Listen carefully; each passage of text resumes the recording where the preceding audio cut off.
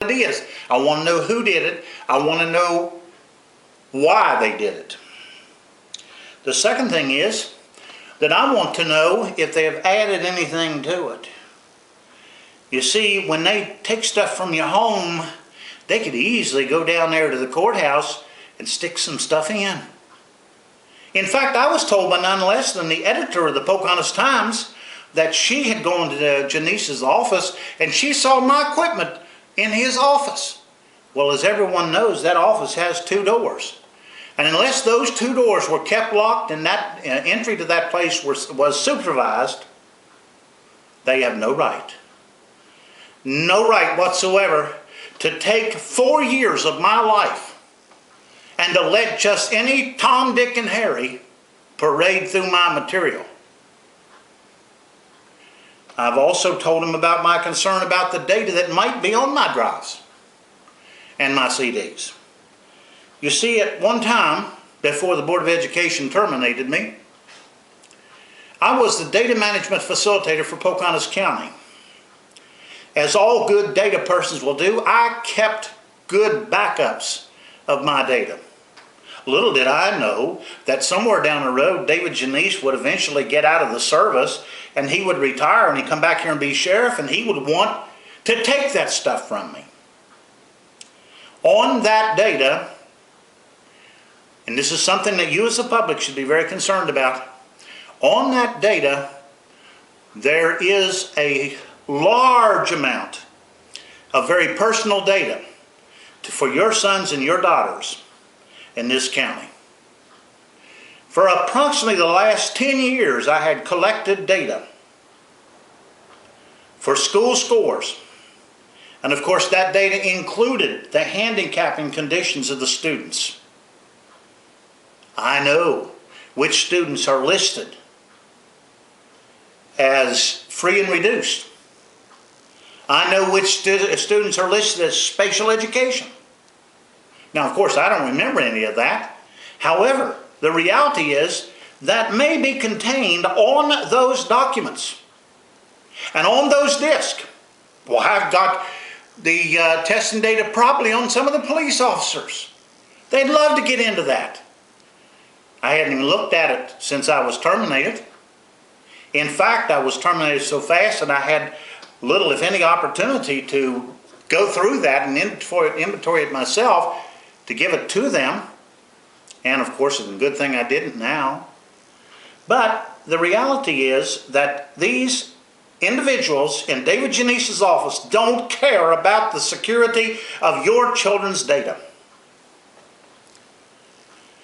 Now, I also was in charge of developing and devising a substitute scheduling program. This substitute scheduling program may or may not have, I'll be honest with you, I can't remember now, but it may or may not have included some very essential security data, identity sensitive data. Now, not bank accounts, I had no access to bank accounts, but social security numbers and addresses, of course. I asked both the magistrate's office and Butch Michael in his office to come clean, to protect my data, but they chose not to do so. It was handed back to me by Butch Michael. Connie Carr was the first to raise questions about whether I should, how I should go about securing my data.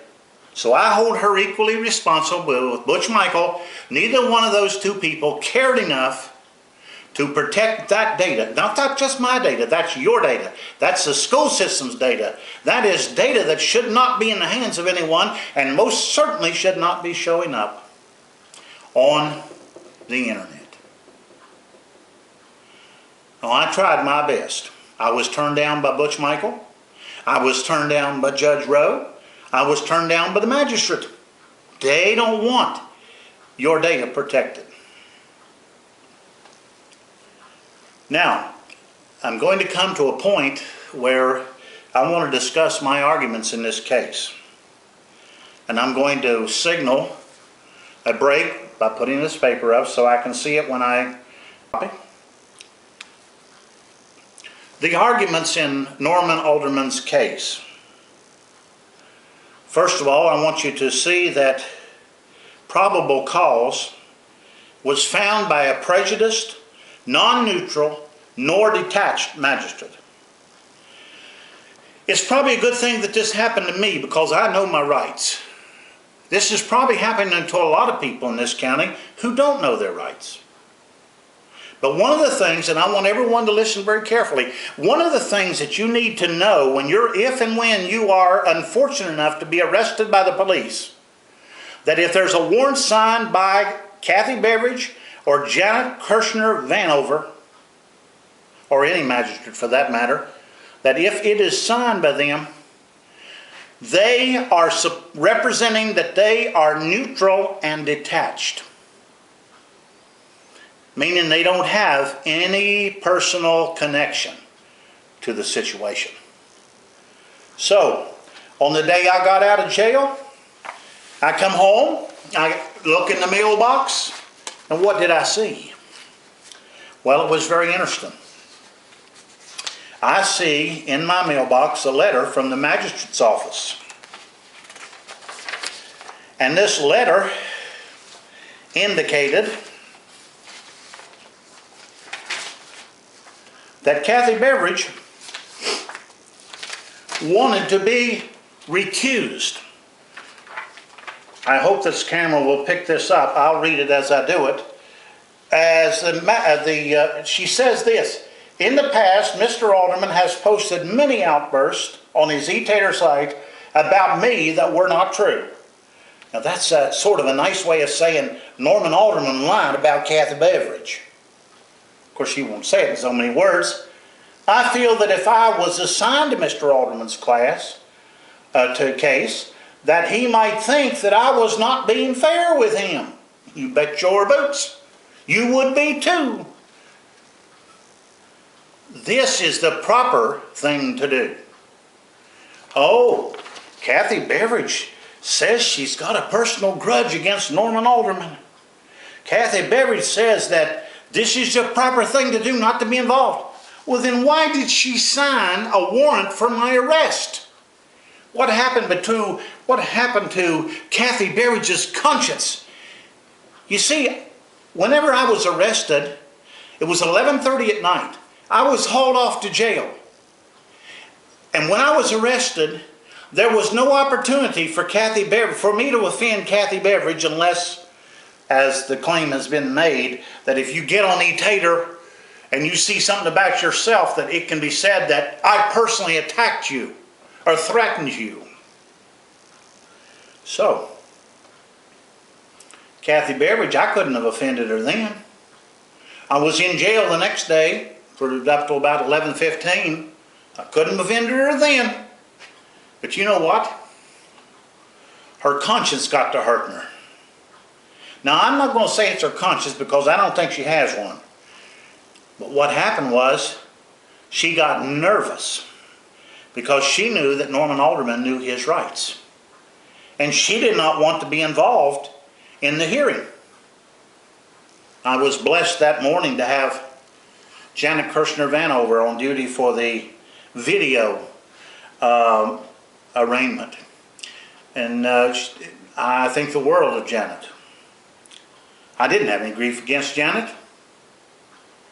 But I was amazed that Kathy decided, like a cockroach, to sign a warrant and then sneak under a dark corner and ask the judge to be sure that she didn't have to follow through on it.